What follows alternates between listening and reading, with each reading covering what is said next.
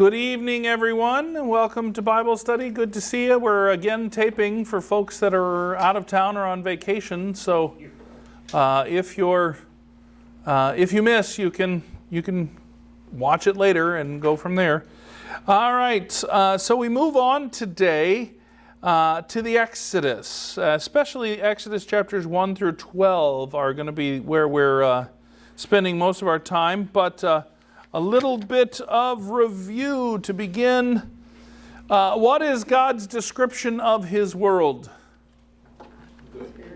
It's very good. Once humanity has been made, it's good, even without that. What does the tree of knowledge of good and evil represent? Obedience. It's actually the ability to reject God. It is, remember, it's not an either or, it's a one. You have one choice. You're already in perfection. You already obey God. You already are part of God's world. It represents the one way to reject that. What about the covenant of Abraham? There were lots of promises. Lots of people. Descendants as numerous as the stars in the sky, or great nation. The land of Canaan, the promised land. And then Offspring, Jesus. the offspring that would be a blessing to the entire world. Through you, the entire world will be blessed. These three are the core ones. Is His name great? And all sorts of other things? Yes. But for the most part, the promise is those things. All right. Historical context here as we come into Exodus. Isaac had two sons, Jacob and Esau. Hopefully you know that they didn't like each other and that they didn't get along and all sorts of things. Jacob ends up leaving and marrying into his father's family. He has 12 sons, the 11th of which is Joseph. Joseph, his brothers don't like him. And so they sell him off, right? They were going to kill him, but then they sell him instead. He goes down to Egypt, and first he's in Potiphar's house. Then he's thrown in prison because the wife of Potiphar accuses him of rape even when he didn't. Then in prison, he has the whole thing with the cupbearer and the taste tester and the dreams and all of that. And then Pharaoh has a dream, and he interprets it, right? And that's how he rises to power in Pharaoh's court. And when the famine hits, where Jacob sends down his sons to Egypt, and there's the whole hullabaloo and drama about that. It ends up that Jacob and all 70 of the people of his household move down there. Now, is it just 70 people? No, it's a whole bunch of slaves and flocks and all sorts of things too, right? But is that a far cry from 12? Yes. So the promise is starting to be fulfilled. And Pharaoh gives Joseph's family a place to live. It's actually one of the best places. It's a perfect place to raise flocks, and he actually gives his flocks to them as well. And so they live there. Now, let's read Exodus chapter 1. As we read, pay attention to what has changed from the end of Genesis. All right, Exodus chapter 1. Seeing as we're taping this and they need to hear it, I have to read it. So here we go. These are the names of the sons of Israel who came to Egypt with Jacob, each with his household. Reuben, Simeon, Levi, Judah, Issachar, Zebulun, Benjamin, Dan, Naphtali, Gad, and Asher. All the descendants of Jacob were 70 persons. Joseph was already in Egypt. Then Joseph died, and all his brothers and all that generation. But the people of Israel were fruitful and increased greatly. They multiplied and grew exceedingly strong, so that the land was filled with them. Now there arose a new king over Egypt who did not know Joseph. And he said to his people, Behold, the people of Israel are too many and too mighty for us. Come, let us deal shrewdly with them, lest they multiply. And if war breaks out, they join our enemies and fight against us and escape from the land. Therefore they set taskmasters over them to inflict them with heavy burdens. They built for Pharaoh store cities, Pithom and Ramses. But the more they were oppressed, the more they multiplied, the more they spread abroad. And the Egyptians were in dread of the people of Israel. So they ruthlessly made the people of Israel work as slaves and made their lives bitter with hard service in mortar and brick and in all kinds of work in the field. In all their work they ruthlessly made them work as slaves. Then the king of Egypt said to the Hebrew midwives, of whom one of whom was named Shiphrah and the other Puah, when you serve as midwife to the Hebrew women and you see them on the birth stool, if it is a son, you shall kill him. If it is a daughter, she shall live. But the midwives feared God and did not do as the king of Egypt commanded them, but let the male children live. So the king of Egypt called the midwives and said to them, why have you done this, and let the male children live? The midwives said to Pharaoh, because the Hebrew women are not like Egyptian women, for they are vigorous and give birth before the midwife comes to them. So God dealt well with the midwives, and the people multiplied and grew very strong. And because the midwives feared God, he gave them families. Then Pharaoh commanded all his people, every son that is born to the Hebrews, you shall cast into the Nile, but you shall let every daughter live. Okay, so who's the villain here? Pharaoh. And how does he treat the people of Israel? Like slaves. Not just like slave, he actually enslaves them.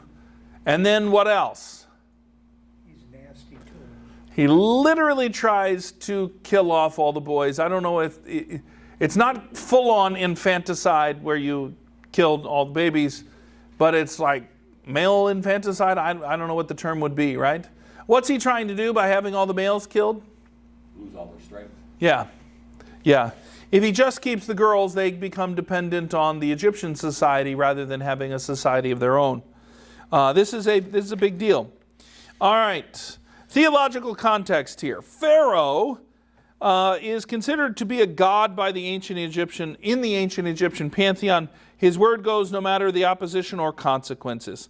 He is directly connected with Horus, and he was often worshipped as a deity. Pharaoh also had the responsibility in the Egyptian religious rites to be the high priest to all the gods. So he would often lead worship for his people at the high feast days. Clearly, Pharaoh is operating here in a way in which God doesn't want anybody to operate. But in this regard, he just keeps going with the status quo. This is the depressing trend that started with Adam and Eve. I'm going to do it my way. And even though everybody else bought into it, you still aren't supposed to do it that way. Clearly, Pharaoh had taken the definition of what is right and wrong into his own hands. He seeks to sit in God's seat, ruling over creation, not as his steward, but as his replacement. Every time the sin of Adam comes back to plague humanity, we always seek to sit in God's place, being like God, knowing good and evil. Pharaoh is the worst character yet in Scripture. He grows fearful of others seeking to usurp his place, and so he enslaves the people of Israel and butchers newborn children. He spurns God's promise and the promise bearers and seeks to destroy them. And so Pharaoh is, to a certain extent, in the Old Testament, the ultimate bad guy. We never really get another bad guy quite like him. We get a few guys that are worse because they're actually Israelites or God's people, the kings that lead them astray into apostasy, but not terrible. Again, Pharaoh is considered a god. It's gotten so bad in the world that you're not just trying to be like God, you want to be God. Okay, Moses is the foil for Pharaoh through the whole story. He is the reversal here. Instead of being slain, he is saved by his mother and raised in Pharaoh's own household. His name is Egyptian, and it means is born. A word that is common in many names. Ramoses is two Egyptians' word, Ra and Moses, which means Ra is born. Many of Pharaohs had names that represented the gods in some way to garner their favor. So here Moses is born. He is saved from the pronouncement of death by Pharaoh. He represents a reversal here in Pharaoh's attempt to usurp God. He is born, and when the rest of his generation is slain, he lives. He is raised in Pharaoh's house, escaping death while living under his very nose. God truly then is a God of miracles. The Bible says that she named him Moses because she drew him out of the water. Well, probably there, Moses means born out of the water. Out of the water. The word itself in Egyptian, it means born. But there, did they also believe the Nile was sacred? And all of those sorts of things, yeah. The Egyptians viewed the Nile like Hindus view the Ganges in India. It's holy water, and all sorts of things happen because it's holy. And so she is drawing it out. That probably means he is born out of the waters, that kind of thing. At the same point, it could also mean he's born. He was supposed to be dead because she noticed it was a Hebrew child, not an Egyptian child. So it could also be she named him he is born because he wasn't supposed to be. There's lots of ways in which that one could be taken. Thankfully, we just need to know his name was Moses. When we get to heaven, we can ask him. Do they really look that much different than Israel? Ethnically, probably yes. Ethnically, probably yes. The Egyptians that we have today are basically Arab. The Egyptians of the ancient world were not. The Egyptians today, the Arab Egyptians of today, they are their own ethnicity, but they are kin and in the Arab family because of the conquests of Muhammad and things like that. There's also, in between us and them are all the Greek stuff, with the Ptolemies ruling over Egypt and things like that. It also... some people believe that the Pharaoh that helped Joseph was of a different ethnicity, but conquered Egypt and became Pharaoh. One of the Hyksos from northern. We have no idea where they are. They're gone. Ethnicities come, ethnicities go throughout the history of the world. Give it a long enough time and basically lots of things will disappear. Lots of things will disappear. Or become so muddled that, you're American. Anybody ever done the ancestry thing? And it shows that you're like 37 ethnicities? Yeah. And you're like, okay, which one am I? I don't have anything that's 50%. I had a cousin who was part Neanderthal. Yeah. There's still that around. Yes. My wife is 1% Jewish, so that's kind of fun. Yeah, that's okay. Hey, cool. I mean, of the other 36, it's like, what in the world? Yeah. In the end of chapter 1, it says, the Pharaoh charged all his people, saying, every son that is born you shall cast into the river, Yes. but every daughter shall be saved. But Moses comes out of the river. Yes. And I think in part, Pharaoh's daughter is kind of going, I drew him out of the water, and so he is born maybe a second time. I mean, there's all sorts of ways you could look at that story and try and figure out his name. There are tons and tons of ways that it can be taken. All of them fit. Which one was she thinking? Moses doesn't tell us, because he writes this book, so he doesn't tell us. It is interesting that he talks of her as Pharaoh's daughter, not mom, and that kind of thing. It's interesting. So, all right. Moses here becomes the central character that is the foil to Pharaoh, who is the villain. All right, let's watch a video here for a little bit of an overview of Exodus. The book of Exodus. It's the second book of the Bible, and it picks up the storyline from the previous book, Genesis, which ended with Abraham's grandson, Jacob, leading his large family of 70 people down to Egypt. Now, Jacob's 11th son, Joseph, had been elevated to second in command over Egypt, and he had saved his whole family in a famine. And so Pharaoh, the king of Egypt, offered the family to come live there as a safe haven. And so eventually Jacob dies there in Egypt, and Joseph and all his brothers do too.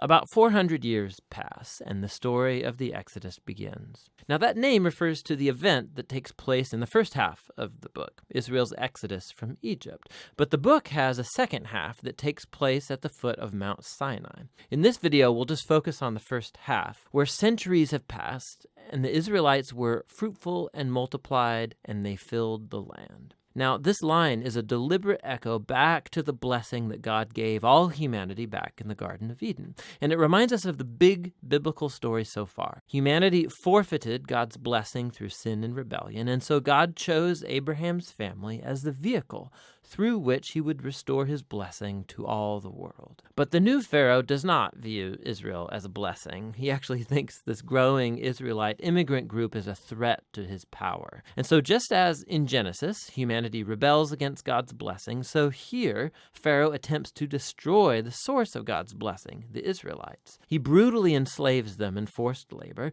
and then he orders that all the Israelite boys be drowned in the Nile River. Now, Pharaoh, he is the worst character in the Bible so far. His kingdom epitomizes humanity's rebellion against God. Pharaoh has so redefined good and evil according to his own interests that even the murder of innocent children has become good to him. And so Egypt has become worse than Babylon from the book of Genesis. And so now Israel cries out for help against this new Babylon, and God responds.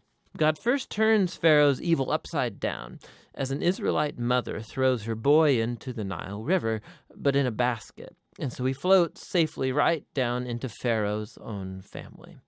He's named Moses, and he grows up to eventually become the man that God will use to defeat Pharaoh's evil. In the famous story of the burning bush, God appears to Moses and commissions him to go to Pharaoh and order him to release the Israelites.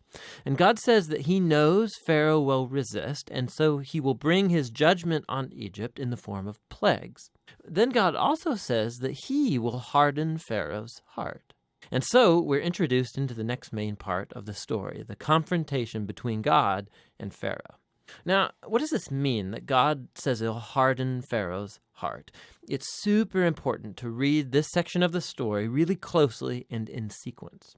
In Moses and Pharaoh's first encounter, we're told simply that Pharaoh's heart grew hard. There's no implication that God did anything. And so in response, God sends the first set of 5 plagues, each one confronting Pharaoh and one of his Egyptian gods. And each time, Moses offers a chance for Pharaoh to humble himself and to let the Israelites go. But after each plague, we're told that Pharaoh either hardened his heart or that his heart grew hard. He's doing this of his own will. And so eventually, it's with the second set of 5 plagues that we begin to hear how God hardened Pharaoh's heart. So the point of the story seems to be this. Even though God knew that Pharaoh would resist his will, God still offered him all of these chances to do the right thing.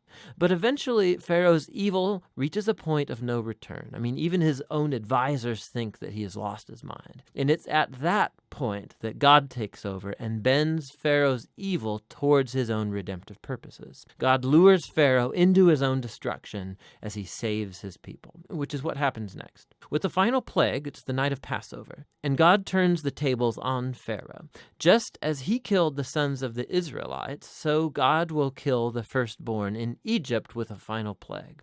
But unlike Pharaoh, God provides a means of escape through the blood of the Lamb. And here the story stops and introduces us in detail to the annual Israelite ritual of Passover. On the night before Israel left Egypt, they sacrificed a young, spotless lamb and painted its blood on the doorframe of their house. And when the divine plague came over Egypt, the houses covered with the blood of the lamb were passed over, and the son spared. And so every year since, the Israelites have reenacted that night to remember and to celebrate God's justice and his mercy. But Pharaoh, because of his pride and rebellion, he loses his own son, and he's compelled to finally let the Israelites go free. And so the Israelite slaves make their exodus from Egypt. But no sooner do they leave that Pharaoh changes his mind, and he gathers his army and chases after the Israelites for a final showdown. As the Israelites pass through the waters of the sea safely, Pharaoh charges towards his own destruction. The Exodus story concludes with the first song of praise in the Bible. It's called the Song of the Sea. And the final line declares that the Lord reigns as king. And then the song retells in poetry what the story of God's kingdom is all about. It's about how God is on a mission to confront evil in his world and to redeem those who are enslaved to evil. God is going to bring his people into the promised land where his divine presence will live among them. This story is what it looks like when God becomes king over his people. So after the Israelites sing their song, the story takes a sharp turn. The Israelites, they're trekking through the wilderness on their way to Mount Sinai, and they're hungry, they're thirsty, and they start criticizing Moses and God for even rescuing them. They say they long for the good old days in Egypt. I mean, it's crazy. So God graciously provides food and water for Israel in the wilderness, but these stories, they cast a dark shadow. And we begin to wonder, could it be that Israel's heart is just as hard as Pharaoh's? We shall see. But for now, that's the first half of the book of Exodus. All right. There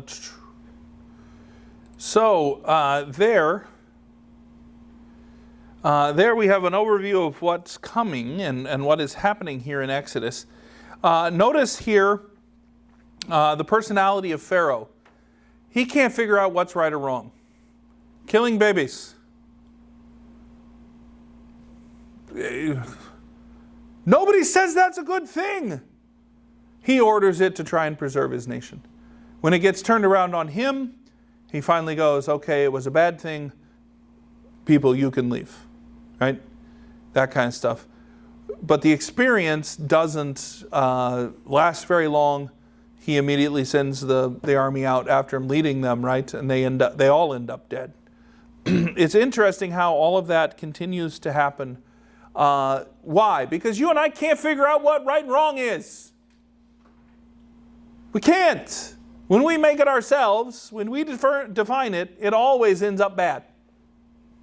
Just look around at our world.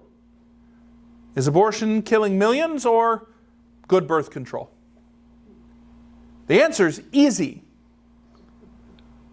But in our world, it's not. Okay? Is war ever a good thing? No! War is the closest thing to hell in all the world. But there's been like 20 years in all of recorded human history where there wasn't war somewhere on the face of the planet. Why? Because it's always better if I win. It just doesn't make sense. Humanity screws this up all the time. Doesn't matter how it works or any of it. If it was left up to us, the world would be hell and we'd be stuck in it. We'd be longing for death just to get out of the hell we've made of the world. But by the grace of God, goodness still happens. The creation is still good. God is still active. All sorts of wonderful things. But left to our own devices, my goodness, it would be terrible. All right, now, to go back just a little bit, what were the features of the covenant with Abraham? Great nation, blessing to the world, promised land. Right? What was the sign of that covenant? Right? Circumcision. Right? And how should the descendants of Abraham view themselves? They are different and set apart from the rest of the world.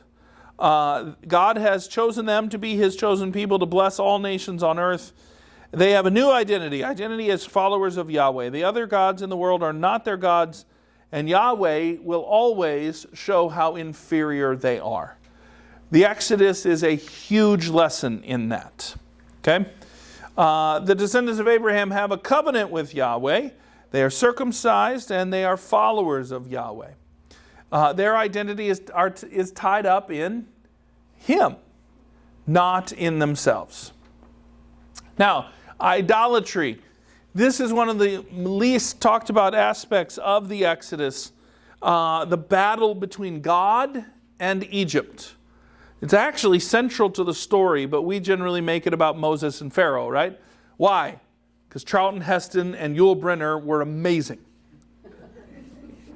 But that is not the telling of the Ten Commandments that actually was good. There was no love triangle with them and that girl.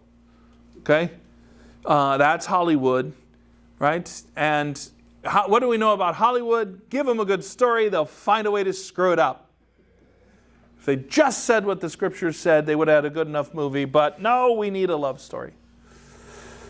Now you know why I don't watch Christian films. Okay. All right, so the second line there, Ra, Horus, Hek, Osiris, Anubis, Apis, Hapi. These are all names of different gods. And anything that you put on which your heart relies and depends, I say that really is your God, Martin Luther. So what is it that you trust and rely on the most? That is a key and important question here. For the Israelites, right? For the Israelites, did they have much option other than to trust and rely on Yahweh? Actually, yes, they could have worshipped all those Egyptian gods. And we actually learned from Joshua that they did while they were in Egypt. Okay?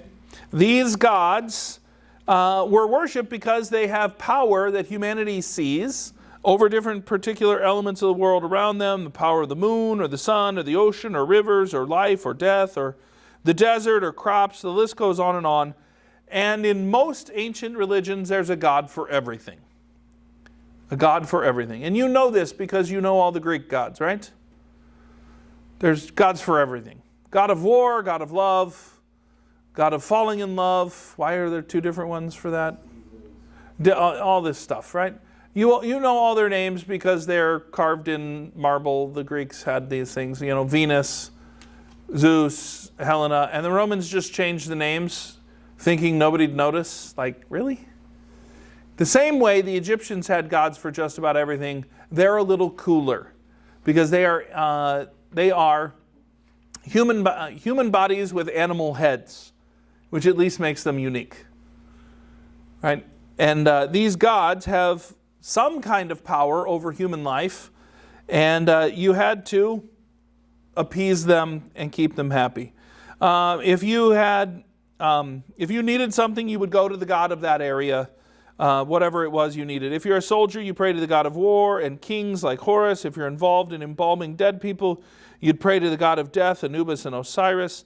If you were concerned with the rising of the Nile, you'd pray to the god Hapi because that was the god of the Nile.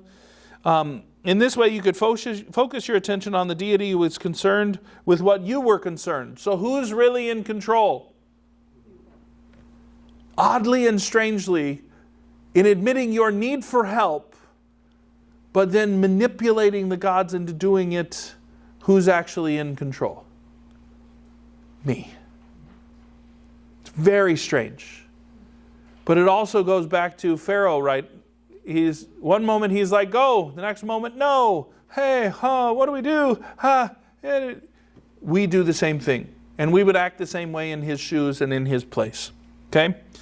Now, what does God say about this? Well, he hasn't said it yet because they're not quite to Sinai. But what's the implication if he's the God that created the entire universe?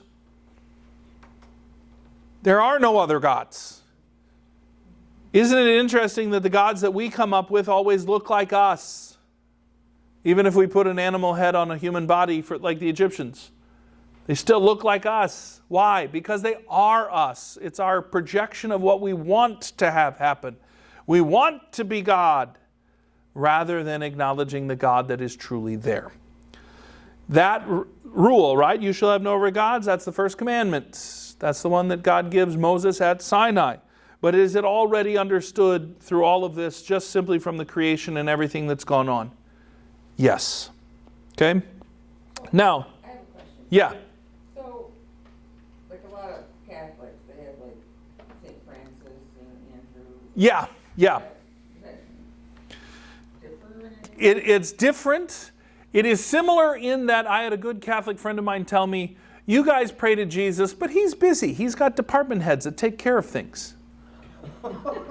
And I'm like, that makes a little bit of sense. But I really don't think Jesus is limited like that. I think he can handle it. Wrong to have like when I was trying to sell a house, my mom brought me. Oh yeah, you got to bury St. Joseph upside down in the backyard. Can't be the front yard. Yeah. Got to be the backyard. Yeah. Is that ideology? People say that helps. What about all the people that have done it and it didn't work and they didn't tell anybody? Yeah, but is They- yeah. you know what I mean? Like, Here's the thing. If I'm relying on St. Joseph to be buried upside down in my backyard to sell my house, that is idolatry. Why? Because I'm not going, dear Lord, please bring us a buyer. Does that make sense? I'm relying on something that I can do that will make it go. I will also say this. I think if you actually look at it, it's a lot of hallucination a little bit there. Again, how many people bury it but their house doesn't sell? They're not going to say anything because I hope so. My There- house sold anyway. yeah, so all sorts of stuff like that, right? Idolatry is so common that you and I don't even recognize it when we see it. Because, again, we're not talking about little statues covered in gold here. Those are idols, but idolatry is so much wider. What does Luther say? Anything that your heart relies on is your God. Can I rely on about 87 million things if I really wanted to? Yeah. Can I do that all in one day? Probably. Well, like, I love animals, so I Sure. have a statue of, like, St. Francis. Yeah. It's not like God bless him. Yeah, he preached to the birds and the squirrels. That's wonderful. I don't know that it's worth the time, but right. Here's the point that I want to make on this. When Bring it over him. yeah, and that's fine. That's fine. But I might have a statue of the guy from All Creatures Great and Small on PBS rather than St. Francis. But anyway, I love a statue of Big Boy. yeah, okay. I would like a big boy statue. Those are cool. Yeah, I got two separate questions. sure. You said the Israelites did not build the pyramids. No, Was that before? before. Who did it? The Egyptians. From everything that I know of the archaeology, 1 month a year Egyptians showed up they were divided up and they showed up and they served 1 month to build the tombs of their great kings because they were gods. So what do you do if God's on earth? You serve him. You do what that God says. And you show up and build these massive things for him. I also firmly believe that it wasn't nearly the task that people have thought it could be. There's a guy, I've seen video of it, that would moved blocks as big as the pyramid stones easily with very simple things. So could they have built stuff pretty quickly and pretty fast? Yeah. Do they have a good understanding of who did it or why? No, it's kind of like Stonehenge actually in that regard. We don't know why they moved these rocks 400 miles to line them up with the rising and setting of the sun on a certain day of the year. Have you ever heard the theory of the Nephilims? Yeah. The Nephilim, that the angels' kids with the women, from Genesis. Nah, not a good theory. That's somebody who doesn't know their Bible. Second question.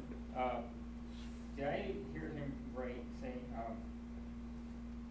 God may or may not have hardened his heart? No, in part, I was going to get to that, but yeah, let's talk that. Did Pharaoh harden his heart? Yeah, for several of the first plagues. Like for the first three, the Egyptian magicians could do the exact same plague, but on a much smaller scale. They turned water into blood, right? That sort of stuff. The first three, I can never remember the order of the plagues. Yeah, that was actually before the first plague.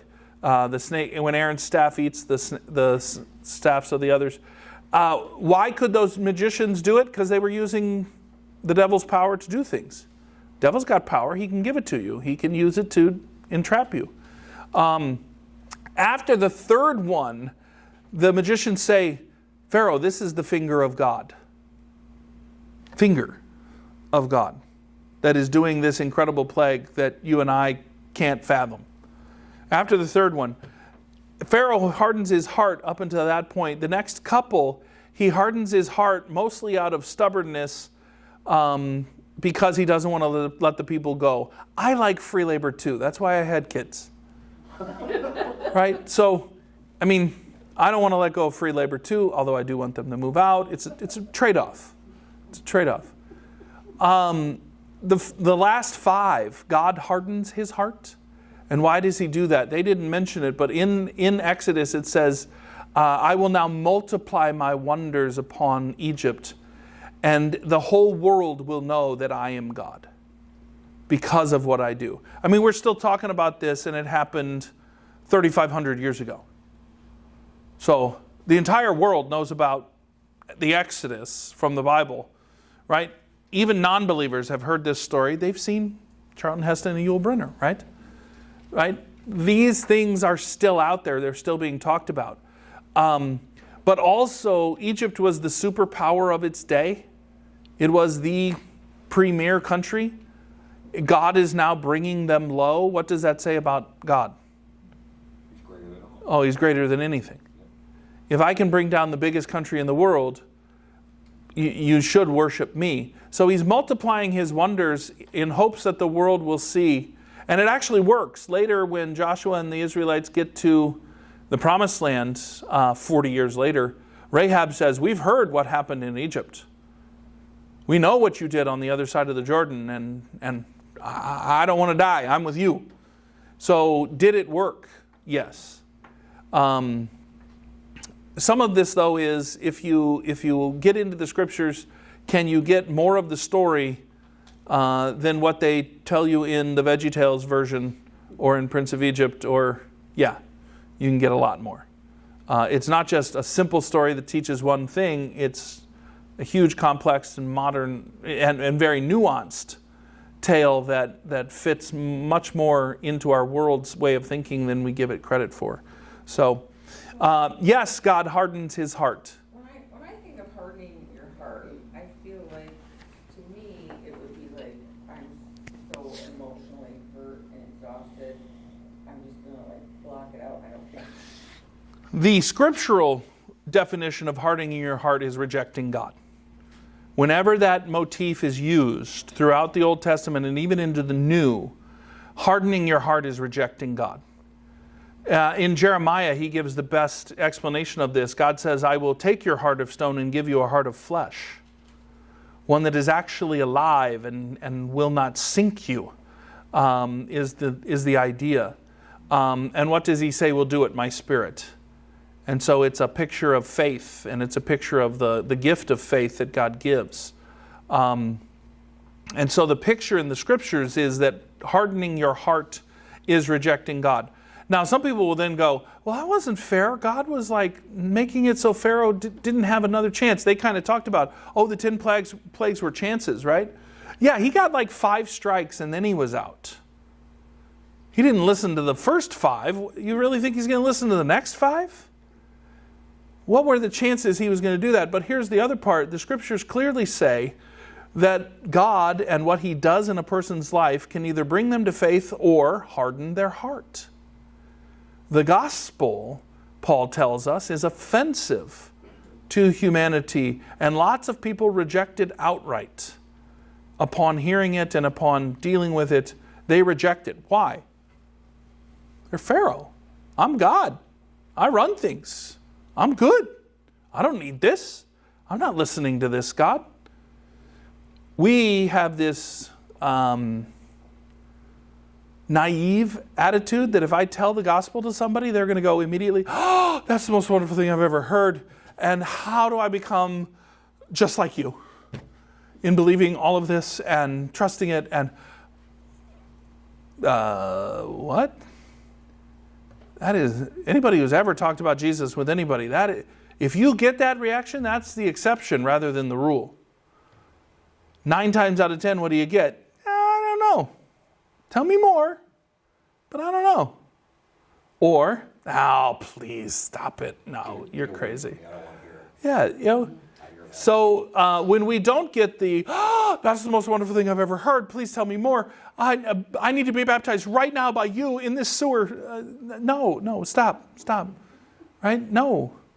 Now, do we get some of that from the Scriptures? Because when Philip talks to the Ethiopian, yeah, may I remind you, the Spirit picked him up out of a town, took him down the road, put him down, and then he was there to speak to the Ethiopian. That was really miraculous. That was not the norm. Then what does he do? Once the Ethiopian's been baptized, before Philip even gets out of the water, whoop, and he drops him off in Azos. I don't think that's the normal way that witnessing happens.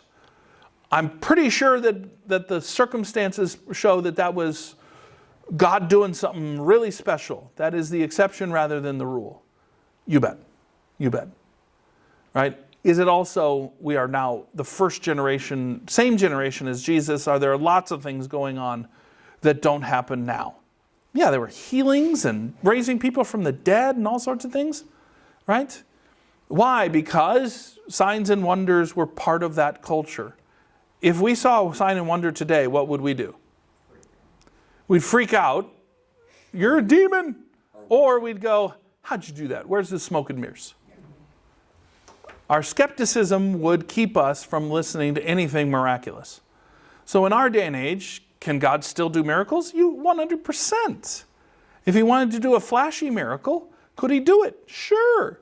Would it actually accomplish what he wants? Probably not, given our, well, what have we done to the gospel in the last 100 years? Taken the miracles out. Historical criticism said, oh, Jesus never did any miracles. What do you mean he didn't do any miracles? Like, there's all sorts of people that said he did miracles. They were hallucinating. Have you ever met somebody where 500 people all hallucinated the same thing at the same time? That's kind of not the way shrooms work. It's just not. So, give me a better explanation. Well, it's not scientific. So you are saying if it doesn't make sense to you, then it can't actually be the case. I don't think so. I'm pretty sure that God is unexplainable and doesn't work on the same level as your intellect. I'm pretty sure that's the way it goes. How do I know that? It says so in the scriptures. God's folly is wiser than man's wisdom. If that's the truth, and it is, then how in the world could we ever go, make it make sense to me? That's not the way God works. It's not the way God works. So this idea of no other gods, this idolatry that's there, you and I, we really must admit that there are gods everywhere. And you and I have lots of them. Money, family, your children, your job, your politics, your friends, your power, your popularity. Could we list off about 30 more? And that would just be off the top of our heads without even really thinking about it. Right? Here's the reality. Are you more worried about the money that you're going to have or that God will provide for you your daily bread? I think there's different stages. For sure. We learn to trust God and to rely on God. For sure. But is it also always an issue for all believers that there are gods? Yeah. John Calvin of Reformation era said that the human heart is an idol factory. We make idols out of everything. 9 times out of 10, things that we make an idol out of aren't trying to be an idol. Right? Money is not inherently good or bad. It's just the way in which you and I trade goods and services. But what does the scripture say? The love of money is the root of all kinds of evil. Money, it's a dollar bill in your in your wallet, some numbers on a bank account in a computer somewhere. Does it have any way, shape, or form to make you love it? No, it has no ability to do that. But do you and I love what we think it means? And what we think we can do with it, and what power it gives us, and what position it puts us in, and will we fake it till we make it? Just so people think that we have money when we don't. Oh, for sure. Right? When I was teaching, it was like 1 out of every 6 cell phones in the school didn't have service. They could only call 911. Why? The phone plans were too expensive. And I can attest to that. They were atrocious. Right? You just got to be kidding me. But why did the kids still carry around the phone? Status. What it did for them. Yeah.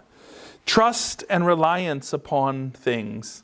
You and I struggle with trust and reliance all the time. We struggle with it all the time. Thankfully, we have a good and gracious God who our faithlessness does not negate his faithfulness. Now, notice here, were the Israelites just worshiping Yahweh in Egypt and calling out to Yahweh, help us, help us? If you'll remember the story, God appears to Moses and said, you're going to Egypt, you're going to free the slaves. They're not crying out for it. In fact, they're pissed when he gets there and they take away the straw and they have to go out and get it, right? I mean, nobody in Egypt is going, oh God, come and save us. They're going, oh, this sucks, we're slaves. It's about them, not about him. But does he still go and save them? Yes, yeah. All right, Exodus 7, verses 14 through 25. Let's turn there. And we'll read this. This is the first plague. Pay attention here to what the plague is and what the effects of the plague are on the people. If you lived in Egypt at this time, how would you react? Here we go. When the Lord said to Moses, Pharaoh's heart is hardened. He refuses to let the people go. Go to Pharaoh in the morning as he is going out to the water. Stand on the bank of the Nile to meet him, and take in your hand the staff that turned into a serpent. And you shall say to him, the Lord, the God of the Hebrews, has sent me to you, saying, let my people go. I'm sorry, I got to say that more like Charlton Heston. Let my people go, that they may serve me in the wilderness. But so far you have not obeyed. Thus says the Lord, by this you shall know that I am the Lord. Behold, with the staff that is in my hand I will strike the water that is in the Nile, and it shall turn to blood. The fish of the Nile shall die, the Nile will stink, and Egyptians will grow weary from drinking water from the Nile. And the Lord said to Moses, say to Aaron, stretch out your staff, and stretch out your hand over the waters of Egypt, over their rivers and canals and their ponds and all their pools of water, so that they may become blood. And there shall be blood throughout all the land of Egypt, even in the vessels of wood and in the vessels of stone. Then Moses said to Aaron, Moses and Aaron did as the Lord commanded. In the sight of Pharaoh and in the sight of his servants, he lifted up the staff and struck the water in the Nile, and all the water in the Nile turned to blood. And the fish in the Nile died, and the Nile stank, so that Egyptians could not drink the water from the Nile. There was blood throughout the land of Egypt. But the magicians of Egypt did the same by their secret arts. So Pharaoh's heart remained hardened, and he would not listen to them, as the Lord had said. Pharaoh turned and went into his house, and he did not even take this to heart. And all the Egyptians dug along the Nile for water to drink, for they could not drink the water of the Nile. 7 full days passed after the Lord struck the Nile. Okay, so that's the first plague there. That's the first plague. Okay, we'll go back here. I'm sorry. The water turned into blood. If you had been there, how big a deal would that have been? Big. Who here has had water out for a couple of days and you're like, this is the worst thing ever, I don't want to boil it anymore, and I couldn't take a shower and blah, blah, blah, right? Yeah, imagine a week of this. And they don't have indoor plumbing. They have to go get it. And everywhere they go to get it, it's blood. And in order to get water, they have to dig new spots along the Nile to find water. That it wasn't blood there was the grace of God that they could actually drink. You can't go many days without water. Okay? We look at this and go, oh, that's cool. What a neat thing. Notice, who does it say it affected? Or does it say here that anybody was not affected by it? Everybody's affected by it, even the Israelites. Everybody's affected by it. Now there is the grace that they can dig near the Nile and get some water, right? But when you have all the canals and all the cisterns and all these things that are there to control water, keep in mind the Egyptian religion was the Egyptian economy and the entire Egyptian civilization ran on the Nile flooding and bringing them the water they needed to grow crops, plus the silt that renewed the grounds and everything. So is this a full frontal slap across the face to their entire society? Yes. Everything about this situation, this civilization is centered on the Nile. Why is Pharaoh going out to it in the morning? To ask it to be good that day. He's going out for a religious thing. Please, Nile, keep flowing, don't dry up. please flood when you, right? You and I still do this. We still pray for seasonable weather and the fruitfulness of the earth, but we're praying to somebody different. We're not asking the river down there to do that. On Sunday morning, I ask God for that. I don't head down to the river to try and make sure that it will produce. There's something to that. Okay? Now, the plagues are amazing. This one slaps them full frontal. The entire civilization is hit at once.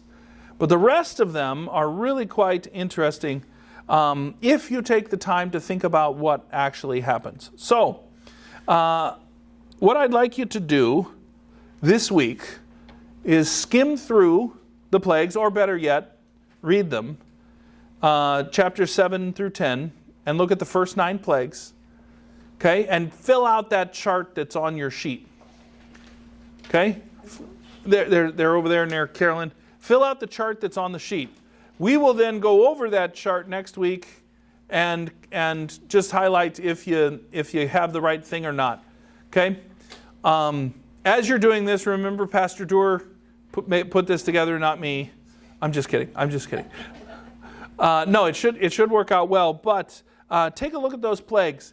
And what I want you to do is read them, fill out the chart, but look closer. Look closer.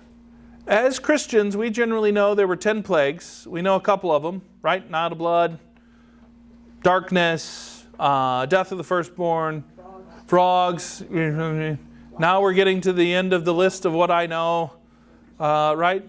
Pay attention to what's going on and see what's there in the Scriptures.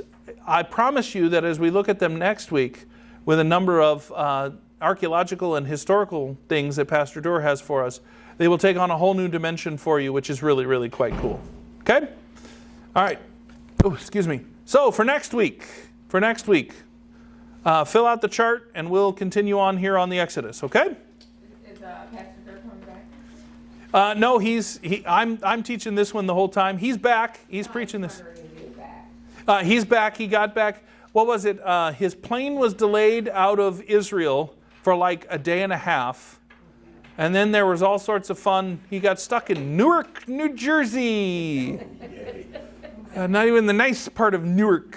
So there's not a nice part of Newark, by the way. And he's back. He was in the office today, the last couple of days. He is planning, not this weekend, but next weekend, to have a whole slideshow and Bible study and everything about what he did, where he was. If what the folks that he's digging with say is true, they're in a really cool spot at Shiloh. Does anybody know anything about Shiloh? Other than there was a battle in the Civil War? Okay. Shiloh in Israel was where the ark was for the most of the Old Testament period. And so they're digging there. And anything that stays somewhere that long, are things going to be built up around it and all sorts of stuff? It's really cool. I don't want to steal his thunder, but I'm really looking forward to seeing what he was doing. Not this weekend, but the following weekend. So that's July 4th and 5th. So on Saturday night at Bible study and Sunday morning between services Bible study, he's going to be doing a slideshow and everything of what he did. So come to that and enjoy. Or I'll probably make him tape it too. Just so Keegan has something to do during the summer. Actually, everybody please thank Keegan for doing this. He doesn't have to be here and stuff. So, but we're doing this to try and help people get into Bible study. So, his Pastor Doer's thing on Shiloh is going to be really, really cool. So please make every effort to come to that. I know it's July 4th. It's a Saturday, right? We have church at 6. That is before all the fireworks happen. You can still come. Bible studies at 5. Okay? All right. Enjoy your evening, everyone. We will see you next week.